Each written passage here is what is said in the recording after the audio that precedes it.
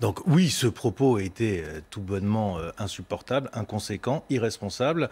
Mettez un peu plus en danger Millard, parce que ça voulait dire que ceux qui passent leur temps à lui promettre d'être égorgé avaient en quelque sorte une raison légale d'être indignés. Il y avait une légitimité à leur indignation. En réalité, il n'y en avait aucune. Et le propos de Madame Belloubi initial était juridiquement énorme, parce que c'était exactement le contraire de notre droit, de ce que dit la Constitution. Que dit le droit aujourd'hui Le droit, aussi bien dans les décisions sur les caricatures de Mahomet, que concernant Libération, qui avait publié un dessin de Jésus nu, un préservatif sur le sexe, un dessin de Willem, la Cour de cassation dit systématiquement, nous sommes dans un pays de liberté d'expression, où la critique d'une religion, c'est-à-dire d'une croyance, d'une idée, est absolument libre. Il n'y a pas un blasphème gentil qui serait accepté et un blasphème pas gentil qui ne le serait pas. Donc on peut dire absolument ce que l'on veut de toutes les religions. Et on peut même non seulement critiquer, mais injurier les religions. Ça, c'est un droit qu'on a acquis en 1789.